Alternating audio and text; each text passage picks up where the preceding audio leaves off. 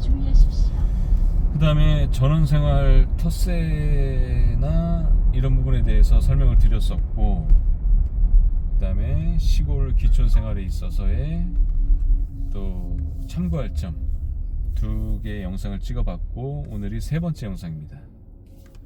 3번째 영상은 뭘 얘기하고 싶냐면, 시골에 들어왔을 때 내가 감안해야 될 부분들, 이런 부분들을 고려해서 전원생활을 해보시면 도움이 된다라는 부분으로 준비를 해보려고 해요. 먼저 시골 생활을 하시려면 부지런하셔야 돼요. 부지런하셔야 된다는 이유가 뭐냐면, 끊임없는 집 관리가 필요해요. 전원주택이라는 거는 시설 노후가 되게 마련이고, 또 내가 전원주택을 샀다고 하면 그 산 전원주택의 배관, 그 다음에 여러가지 또 노후된 보일러, 그 다음에 노후된 시설, 각종 시설, 그 다음에 텃밭 관리. 텃밭도 내 스타일이 있는 거잖아요. 그러면 또 뭐 덩쿨 채소류를 심기 위해서 그런 작업을, 고추대를 이용해서 또 원하는 위치에 원하는 방식의 설치를 또 하셔야 되는 부분들, 이런 부분들도 있기 때문에, 그래서 끊임없는 집 관리와 신체적 관리, 그러니까 잔디도 있으면 잔디도 깎아야 되고, 그 다음에 잡초 제거, 특히 시골에 오면 잡초 제거가 어마어마하죠.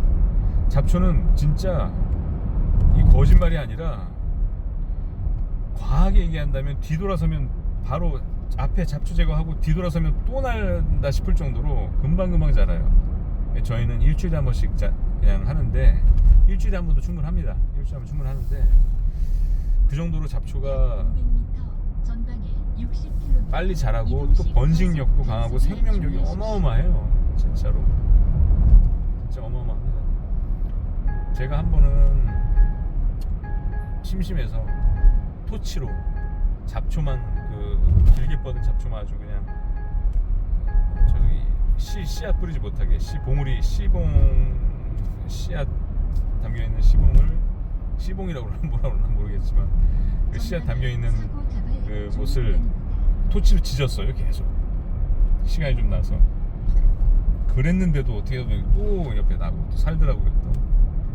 그러니까 잡초의 생명력은 어마어마하다. 불사조다, 불사조. 그렇게 보시면 됩니다. 불사조다.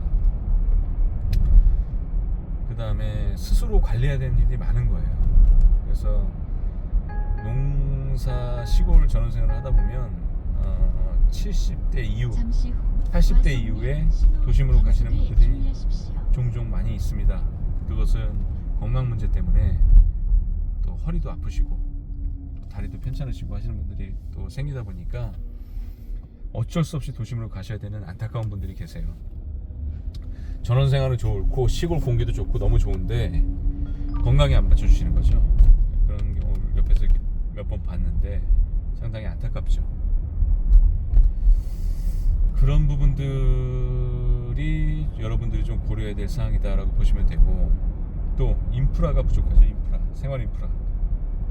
이 면소재지에 살게 되면 또 보건소가 있어요. 각각 모든 면에는 거의 다 보건소가 있어서, 보건소에서 뭐 900원 정도만 입금하면 웬만한 생활 기본적인 뭐 다친 흉터라든지 흉상이라든지 뭐 이런 부분들 뭐 치료는 가능하고, 대신 꼬매는 수술 같은 건 안 되는 거예요. 수술 같은 건 안 되지만 기본적인 뭐 치료도 가능하고, 어떤데 저기 보건소 가보니까 약까지 조제해주는 보건소도 있더라고요. 약사 면허를 갖고. 깜짝 놀랐어요. 저희 면에는, 시골 오지에는 약까지는 제조 안 해주는 걸로 알고 있거든요.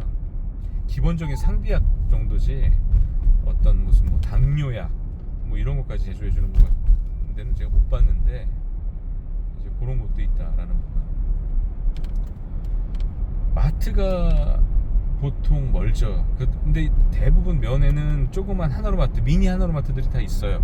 그래서 기본적인 물품들은 거기서 사면 되지만, 또 대량으로 이마트나 홈플러스, 뭐 트레이더스 이런 것들, 대형마트들이 대부분 다 1시간 이상은 가야 있는 거리에 있기 때문에 그런 대량의 장을 봐야 될 때 상당히 불편하죠.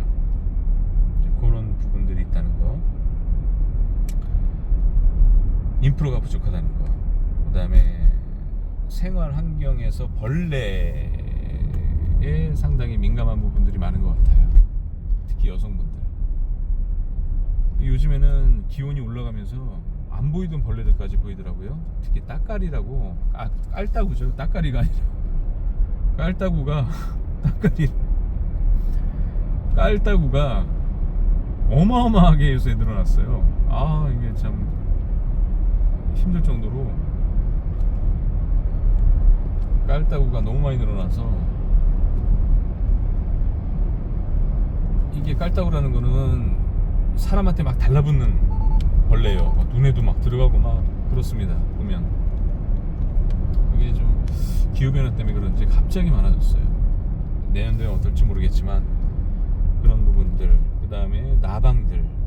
나방도 일반 나방이 아니에요. 거의 새예요. 새. 어마어마합니다. 사이즈도 보면 깜짝깜짝 놀랄 정도로 박쥐인가 나방이, 과하게 얘기하면 박쥐인가 나방인가 싶을 정도로 어마어마한 사이즈의 나방이 있고, 그 다음에 또 이상한 벌레들이 많아요. 귀뚜라미처럼 생긴 벌레인데 날아다니면서 상당히 커요. 이게 무슨 벌레인지 모르겠는데 귀뚜라미는 아니에요. 근데 이 날개가 어마어마하게 크고 막 날아다니면서 어마어마한 그 무리를 지어다니는데, 그것도 아주 햇빛 비리는데 엄청나게 또 몰려 있습니다. 잘못하면 시골에 방문 열어놓고 불 켜놓으면 집안에 그 벌레들이 다 들어가요. 난리 나는 겁니다. 그래서 방충문 꼭 설치하셔야 되는 부분들 유의하셔야 되고, 특히 시골의 하이라이트 뱀이죠. 뱀들을 가장 무서워하죠. 뱀 좋아하시는 분들 거의 없을 거라고 봐요. 뱀을 집에서 애완용 관상용 뱀을 키우시는 분도 계시는 것 같은데, 유튜브 보면 저도 뱀이라면 기겁을 했어요. 근데 시골에 와서 사업을 하고 또 펜션도 하고 또 월세 내놓는 또 부짓도 운영을 하고 하다 보니까 이 뱀을 안 잡을 수가 없어요. 뱀을 멀리 보내버리죠. 잡는 방법도 터득하게 되고, 이제 뱀이 무섭진 않아요. 무섭진 않은데 이제 그렇게 돼요. 저도 뱀을 엄청 무서워했거든요. 그리고 시골에는 고양이를 키우세요. 고양이를 키우시면 뱀이 없어집니다. 아시겠지만 영상에서 보시면 고양이와 뱀이 대부분 고양이가 다 이기죠. 양이 펀치를 해가지고 뱀을 잡아버리죠. 그래서 고양이를 키우시면 뱀과 쥐가 사라져요. 시골에 쥐도 많거든요. 뱀과 쥐가 자연스럽게 사라집니다. 자연스럽게. 고양이를 들이는 방법은, 내가 거주하면서 고양이 사료를 자꾸 이렇게 놔주면 고양이들이 모이기 시작해요. 물론 바로 모이진 않아요. 또 사람을 경계하기 때문에 도망갔다가 몰래 와서 먹고, 그러다 보면 이제 새끼를 낳아요. 그 새끼가 거기에 정착을 하게 되는데, 새끼가 5마리가 나면 예를 들어서 3마리는 없어진다고 봐야 돼요. 그게 영양 부족으로 어디 가서 죽거나, 아니면 길을 우리 부지 말고 다른 데 잠깐 멀리 나갔다가 길을 못 찾아서 못 돌아오거나, 이런 경우가 종종 있습니다. 그래서 제 경험상 5마리 중에 3마리는 잃는다라고 생각하고 기르셔야 돼요. 거기에 너무 좌절감, 난 5마리 너무 귀엽고 키우고 싶었는데 3마리가 없어졌어요, 자존감 느끼지 마시고, 또 로드킬도 많이 당하니까 어느 순간 2마리 있다가 1마리가 없어져도 좌절하지 마시고, 그게 내 잘못은 아니잖아요. 그래서 그런 부분들, 선의의 동물들을 어떻게 보면 내가 관리를 돌보지 않았으면 언젠가 어떤 사유로든 죽었을 동물들을 보호해 준다는 것은 상당히 선량한 마음에 좋은 일을 하고 계신 거죠. 그런 부분들이죠. 그다음에 마지막으로 얘기할 거는 심리적 요인이에요. 심리적 요인. 화려한 풍경 속에서 넓은 전원주택 속에서 층간소음에 간섭받지 아니하고 전원생활을 하고 있는데 도심 속에서는 답답하면 마음대로 걸어나가서 불빛이 많은 광경, 그 다음에 또 카페가 많은 거리, 사람들이 많이 왔다 갔다 하는 거리를 지나다니다 보면 또 자연스 그것도 힐링이 되면서 직장 생활에서의 답답함, 스트레스를 푸는 사람도 많이 있잖아요. 또 하천 러닝 하면서 요새 러닝 크루가 유행이죠. 그러면서 푸는 경우도 많은데 시골은 나와도 밤에 나오면 특히 사람이 없어요. 대부분 다 일찍 주무시고 또 추운 겨울에는 더더욱이 없고 또 내가 있는 곳이 산골 오지다라고 하면 더더욱 없고 밤에 나오면 고라니가 반겨준다. 고라니가 어떨 땐 뱀도 막 지나다니고. 70km 과속 단속에 주의하십시오. 고라니나 뱀도 사람 보면 도망가요. 원래 도망가는데 그런 부분 너무 걱정하실 필요 없고. 그러니까 그런 부분을 헤쳐나가시는 분들도 계세요. 어떻게 시골의 외로움을 헤쳐나가시냐면 아까 말한 전 영상에서 말한 잠시 후 시골의 각종 모임이나 마을 행사 이런 데 자주 참여하시면 마을의 이장님과도 친해지고 마을의 같은 동년배끼리 친해지고 하면 서로 그쪽 가서 저녁 식사하고 또 우리 집에 초대해서 저녁 식사하고 이러면서 친해지는 거예요. 물론 본인 성향이 좀 강하고 드센 사람이다. 이런 사람들은 주위 사람들하고 그렇게 친해지기가 쉽지가 않을 수가 있어요. 왜냐면 어울리다 보면 자기 주장이 많이 나오게 될 것이고 또 자기 주장이 많이 나오게 되면 자기 자랑이 나오게 돼요. 자기 자랑이 나오게 되면 상대방 입장에서 거부감이 들게 되죠. 자기가 잘났으면 얼마나 잘났어 이렇게 느끼는 거예요. 근데 그 말하는 사람은 그걸 몰라요. 나만 잘난 줄 아는 거죠. 이제 이런 부분들이 시골 생활에 있어서의 나도 모르게 자꾸 주변에서 고립되는 요인 중에 하나예요. 그러니까 제가 첫 번째 영상에서 말했듯이 자기 문제가 50% 이상 크다.